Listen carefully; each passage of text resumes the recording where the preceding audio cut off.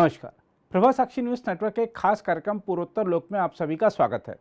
इस सप्ताह असम सरकार ने बहु विवाह पर रोक लगाने के लिए एक विधेयक लाने का ऐलान किया, जिसे समान नागरिक संहिता लाने की दिशा में उठाए जाने वाला कदम बताया जा रहा है।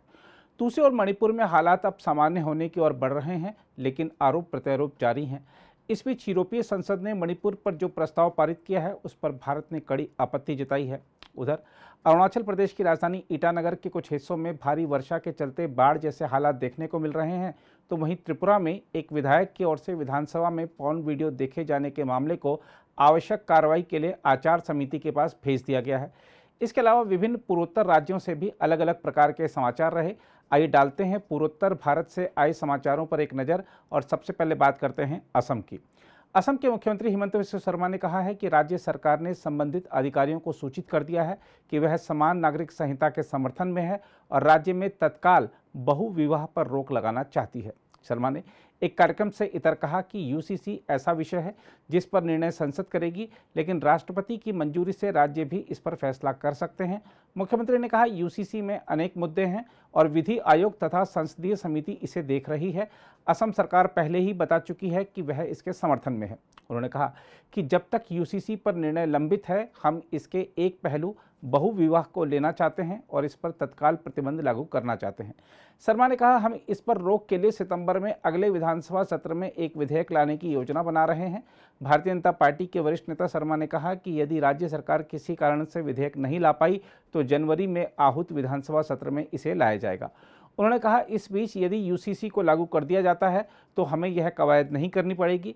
यूसीसी पर कांग्रेस के विरोध पर मुख्यमंत्री ने कहा, समस्या यह है कि कांग्रेस नेता मुस्लिम महिलाओं की पीड़ा नहीं समझते। वे वोट ले लेते हैं लेकिन वापस कुछ नहीं देना चाहते। शर्मा ने कहा कि कांग्रेस मुस्लिम पुरुषों और महिलाओं दोनों के वोट चाहती है, लेकिन वह केवल पुरुषों का भला चाहती है। उन्होंने कहा कि पहले कांग्रेस ने 3 तलाक समाप्त करने का विरोध किया था और अब यूसीसी का विरोध कर रही है, इसलिए एक तरह से पार्टी मुस्लिम महिलाओं के खिलाफ जंग छेड़ रही है। इसके अलावा पश्चिम बंगाल पंचायत चुनाव में जीत दर्ज करने वाले भारतीय जनता पार्टी के 9 उम्मीदवार और मार्क्सवादी कम्युनिस्ट पार्टी का 1 उम्मीदवार तृणमूल कांग्रेस के कार्यकर्ताओं के हमलों के बाद पड़ोसी राज्य असम में भाग आए हैं। बीजेपी के नेताओं ने इस बात का दावा किया है। असम के मुख्यमंत्री हिमंत बिस्वा शर्मा ने कहा कि पश्चिम बंगाल के 133 लोगों ने अपने राज्य में पंचायत चुनाव की हिंसा के कारण अपनी जान के डर से असम में शरण ली है। दूसरी ओर असम के निचले इलाकों में बाढ़ से लोगों का हाल बेहाल है। कल रात से हुआ है, पूरा घर में पानी पूरा घुस गया है। अभी सामान पूरा सब देखिए, हम लोग कुछ व्यवस्था करने को चाहिए। क्या लग रहा है अभी बारिश और होगा? बारिश तो अभी अब देखिए बारिश गिर रहा है, शायद अभी क्या होता है देखिए। तो पानी और बढ़ने के चांसेस है? पानी तो अभी बढ़ रहा है, चल खूब से खूब। अभी तो बहुत डेंजर लग रहा है देखने में। कल से जो बारिश दे रहा है, अभी तो डेंजर स्थिति आने में बहुत समय कम है, आ जाएगा फटाक से। क्यों यहाँ में बहुत डेंजर स्थिति चल रहा है। हम लोग का कल का बारिश का वजह से बहुत प्रॉब्लम हो गया है यहाँ में। अभी देख रहे हैं आके हम लोग तो ज़्यादा ये हाईलाइट दे लेने के लिए टाइम बहुत कम है। आज भर अगर रात भर में बारिश आ गया तो दिकदार ही हो जाएगा हम लोग। इसको ये जल्द से जल्द सरकार को इसमें बहुत निगरानी देना चाहिए, क्योंकि ये बहुत डेंजर स्थिति चल रहा है। बांध को सिर्फ करीबन 10 फीट का जगह ही बचा हुआ है ना। कुछ जगह में देखा जा रहा है जो बांध का नजदीक भी पानी आ गया है। हाँ, वो पूरा नजदीक आ गया है। वो पूरा मतलब बांध का सामने ही है।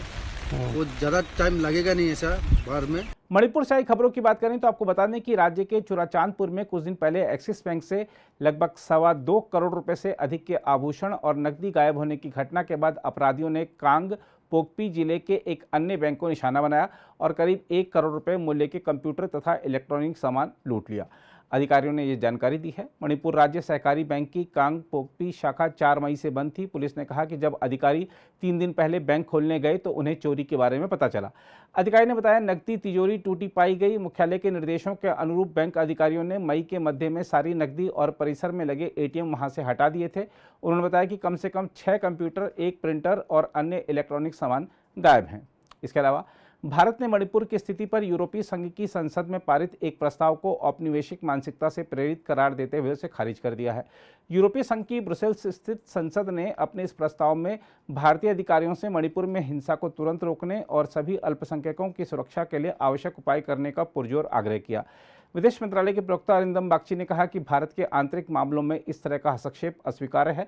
बागची ने कहा, हमने देखा है कि यूरोपीय संघ की संसद में मणिपुर की मौजूदा स्थिति को लेकर चर्चा की गई और एक तथाकथित तात्कालिक प्रस्ताव पारित किया गया। भारत के आंतरिक मामलों में इस तरह का हस्तक्षेप अस्वीकार्य है और यह औपनिवेशिक मानसिकता को दर्शाता है। विदेश मंत्रालय के प्रवक्ता ने कहा कि न्यायपालिका सहित सभी स्तरों पर भारतीय अधिकारी मणिपुर की स्थिति से अवगत हैं और शांति, सद्भाव तथा कानून व्यवस्था बनाए रखने के लिए आवश्यक कदम उठा रहे हैं। उन्होंने इस प्रस्ताव को लेकर संवाददाताओं के सवालों का जवाब देते हुए कहा, यूरोपीय संघ की संसद को सलाह दी जाएगी कि वह अपने समय का अपने आंतरिक मुद्दों पर अधिक उत्पादक ढंग से उपयोग करे। इससे पहले यूरोपीय संघ की संसद ने मणिपुर में हाल में हुई हिंसा को लेकर भारत में मानवाधिकारों की स्थिति पर गुरुवार को एक प्रस्ताव पारित किया। यूरोपीय संघ के प्रस्ताव में भारत पर यह भी आरोप लगाया गया है कि अल्पसंख्यक समुदायों के प्रति असहिष्णुता के कारण मौजूदा स्थिति बनी है। इसके अलावा प्रस्ताव में राजनीति से प्रेरित नीतियों के बारे में चिंताएं व्यक्त की गई हैं। इसमें मणिपुर में इंटरनेट सेवा बंद होने का भी उल्लेख किया गया।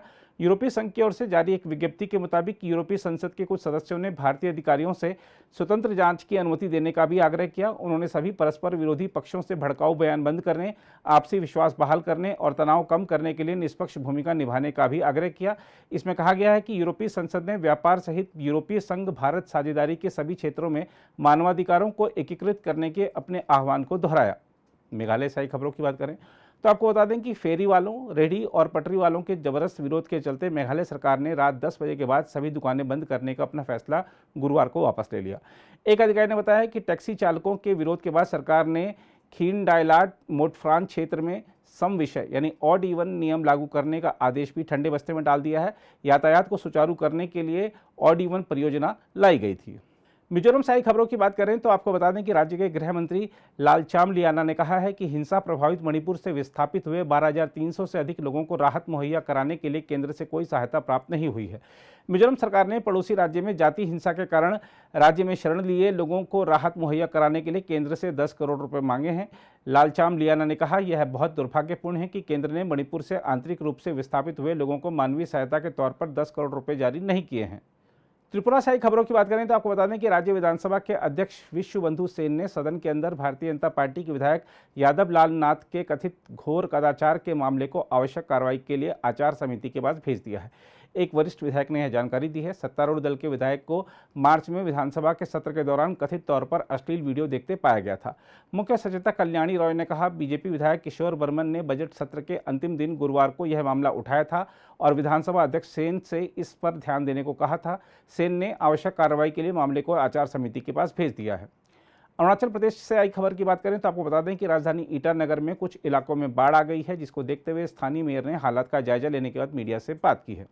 देखिए, अभी हम लोग ग्राउंड जीरो में है।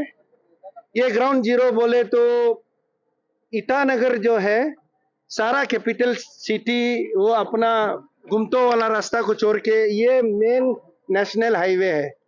जब तक आपका नीचे तरफ बाजू में जो है 415 का बायोडेक नहीं बनेगा तब तक सारा ईटानगर का लाइफ लाइन ये है।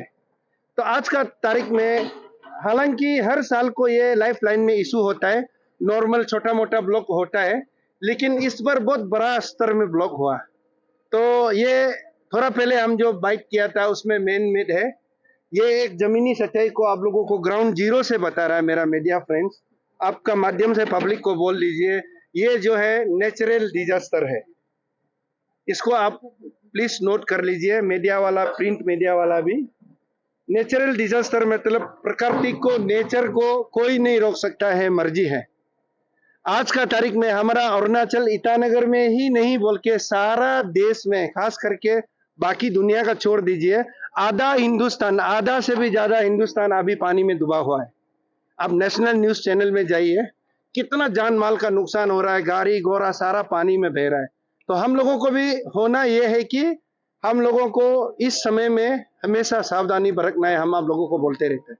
ये ग्राउंड जीरो का इशू ये है कि आप लोग सोशल मीडिया में बार बार आ रहा था, तो हम लोग को बोला है कि यहाँ का लीडर लोग, इलेक्टेड कॉर्पोरेटर्स और यहाँ का इंजीनियर लोग को बुलाया। तो आज हम लोग यहाँ सारा डिजास्टर मैनेजमेंट से ऑफिसर्स आया हुआ है। हमारा ट्रांस हाईवे का मेरा यही साहब है, अपना कॉर्पोरेटर लोग, डिप्टी मेयर और हम खुद भी है, और सारा अपना ऑफिशियल स्टाफ यहाँ आया हुआ है। हम लोग ये ग्राउंड जीरो से बताने आया कि ये मैसेज जो है हमारा PWD मिनिस्टर, पावर मिनिस्टर और जितना भी डीसी एसपी प्रशासन है, honourable chief minister union level में भी जाना चाहिए। ईटानगर में जो 2-3 लाख आदमी बसता है वो लोगों का रास्ता और लाइफ लाइन बिल्कुल ही कटा हुआ ही है। पिछला हमको अभी पता चला है कीपा लोरम साहब ने बताया कि 2-3 दिन पहले से यहाँ से आवाजावी बंद हो गया बोला। तो इसको आवाजावी को कैसे हम लोग दोबारा रिज्यूम करने के लिए, रास्ता बनाने के लिए एई साहब को मैंने अभी रिक्वेस्ट किया, he is ready for paper work.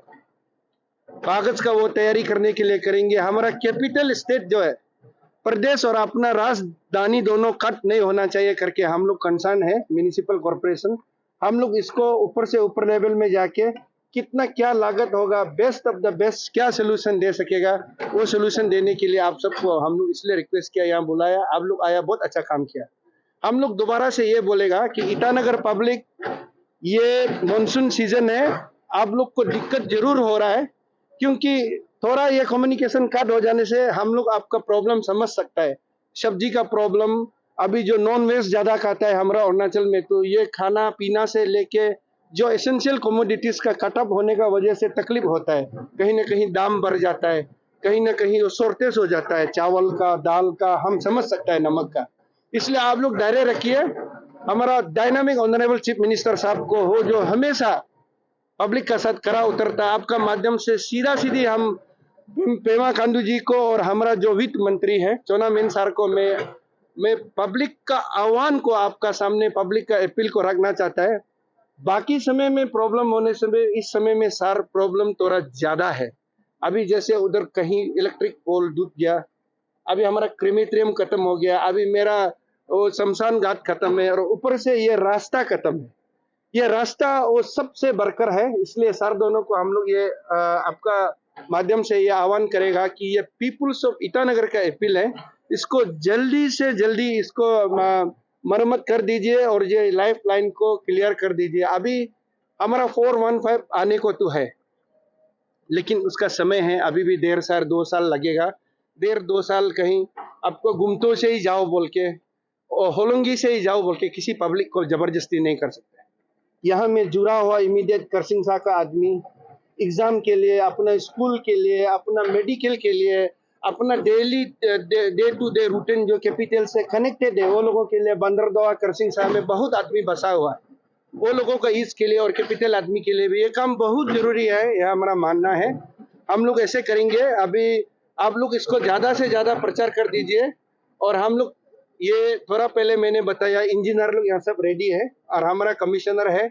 हम लोग इसको एक बड़ा लेवल में हम लोग अभी प्रोग्राम बनाएंगे जल्दी विद इन 24 आवर्स में प्रोग्राम बना के हम लोग ऑनरेबल चीफ मिनिस्टर और डिप्टी चीफ मिनिस्टर को हम लोग इमीडिएट सीटिंग करेगा, ताकि एक हाई लेवल का, ये सारा पब्लिक, सारा कॉर्पोरेटर लोग का ये रिक्वेस्ट है कि एक हाई लेवल कमेटी जल्दी गठन करके ये ग्राउंड जीरो को स्टडी करने आई है। ऐसे कभी गड़बड़ ना हो जाए कि म्युनिसिपल वाला आके एग्जैजरेट कर रहा है।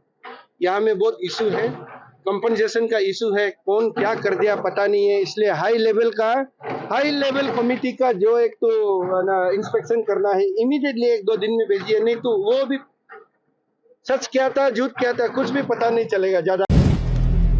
अगर आप भी लेना चाहते हैं देश दुनिया की तमाम जानकारी, तो आज ही सब्सक्राइब करें हमारे चैनल को। साथ ही नीचे दिए बेल आइकन को जरूर दबाएं ताकि हर अपडेट आप तक पहुंच सके।